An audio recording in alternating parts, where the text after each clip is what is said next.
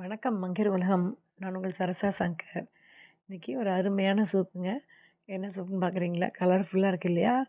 முருங்கைக்கீரை காம்பு சூப். அவ்வளோ அருமையாக இருக்குங்க. அதில் அவ்வளோ பெனிஃபிட்ஸ் இருக்குது. கர்ப்பிணி பெண்களுக்கு முக்கியமாக வச்சு கொடுக்கணும். நம்ம குடும்பத்தில் எல்லாருமே சாப்பிட்லாம். பெண்கள், ஆண்கள், குழந்தைகள் எல்லாருமே சாப்பிட்லாம். வாங்க எப்படி செய்கிறது பார்க்கலாம்.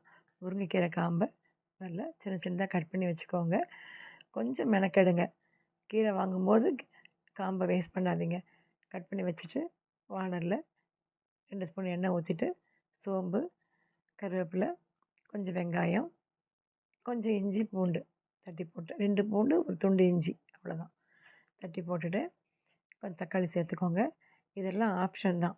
இதெல்லாம் ஒரு வாசனைக்காக குடிக்கிறதுக்கு நல்லா இருக்குங்கிறதுக்காக. எனக்கு எதுவும் வேண்டாம், நான் தண்ணியில் வேக வச்சு குடிச்சிடறேன்னா ஓகே தான். 1 ஸ்பூன் நெய் சேர்த்துருக்கேன்.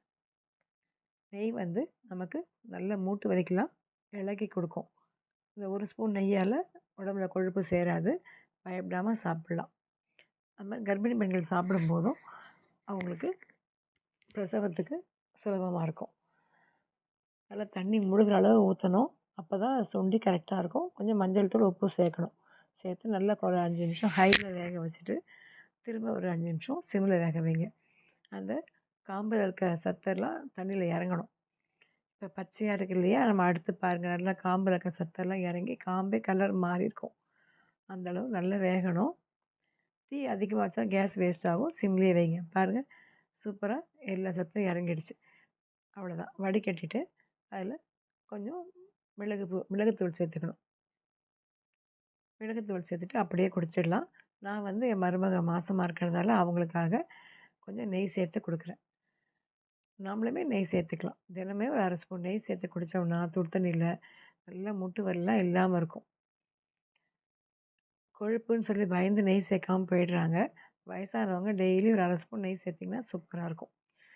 அவ்வளோதான், சூப் ரெடி ஆகிடுச்சு. நீங்களும் ட்ரை பண்ணி பாருங்கள்.